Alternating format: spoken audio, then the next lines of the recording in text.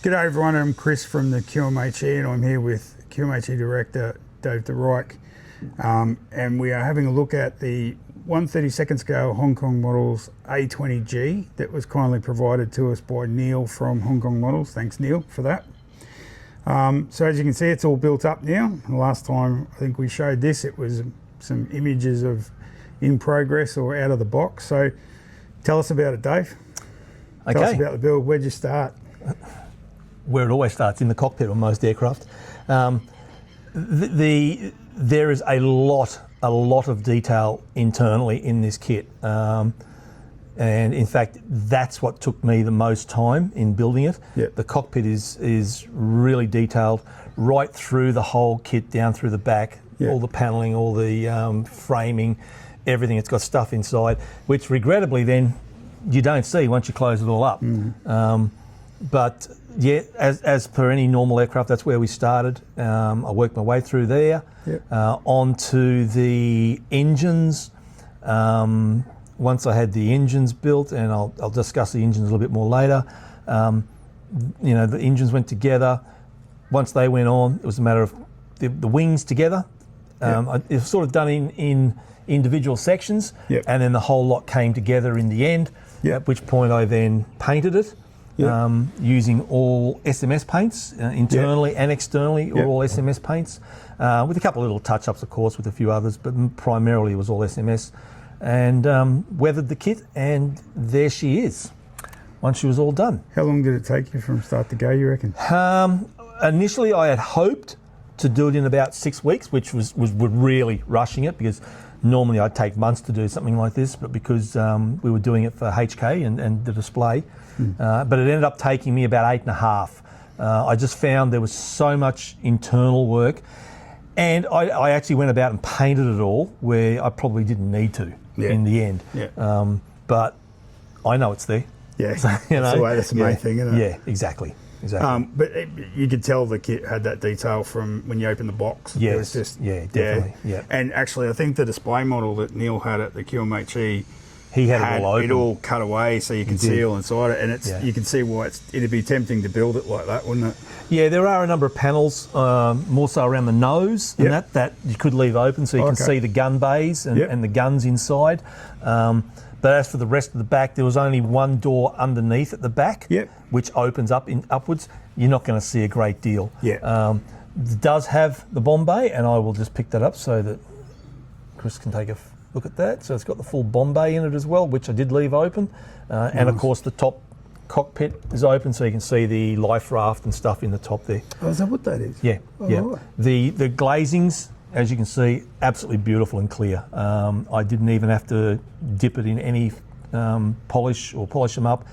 They were just really nice and clear the whole way, so they just dropped in as well. Any? Did you have any areas where you were a bit concerned?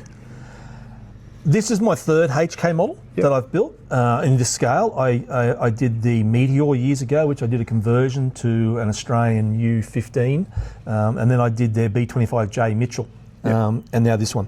Yeah.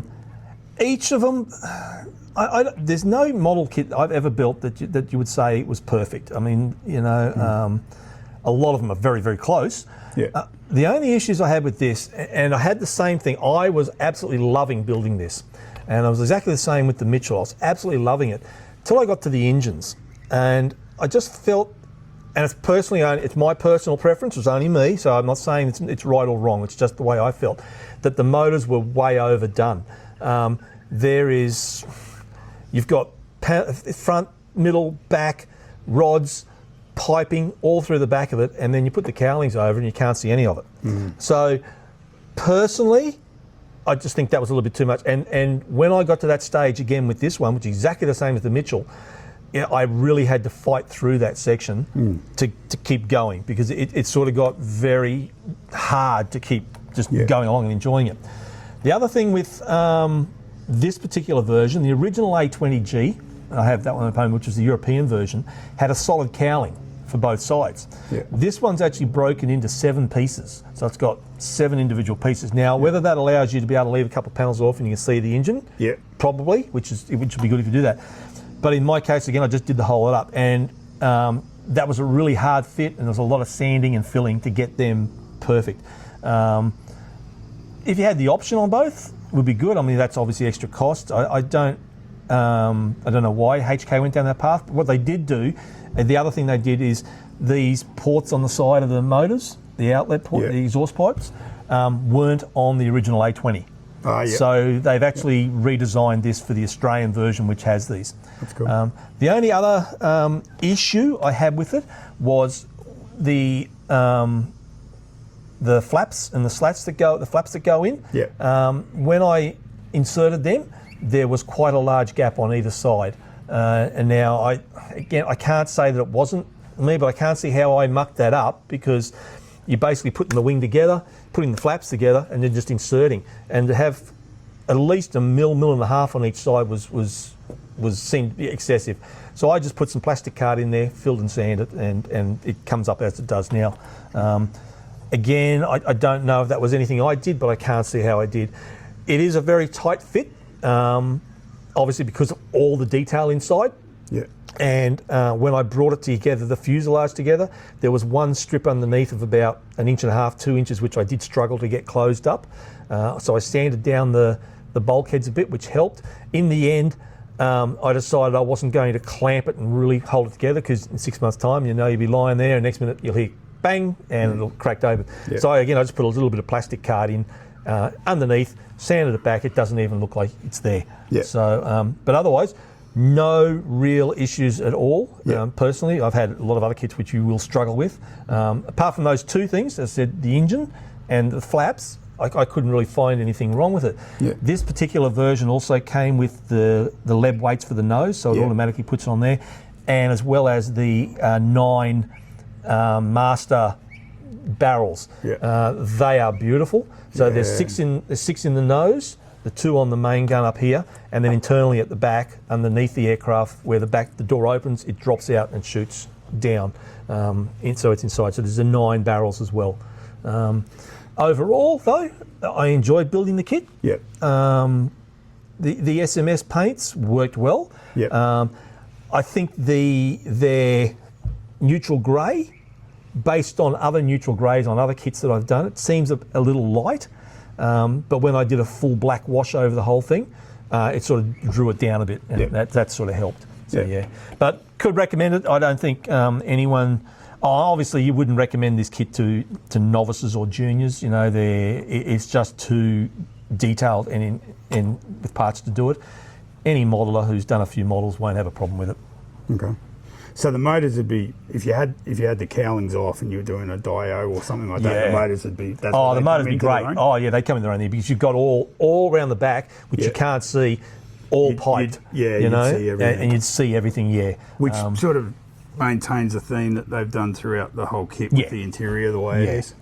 I understand it. It's just a personal preference of mine that it's disappointing that you do all that work and you can't see it, but. We all know that as modelers, we build something and close it up and never see them. From armour doing a full interior on a tank to anything, it's hard, it's gone.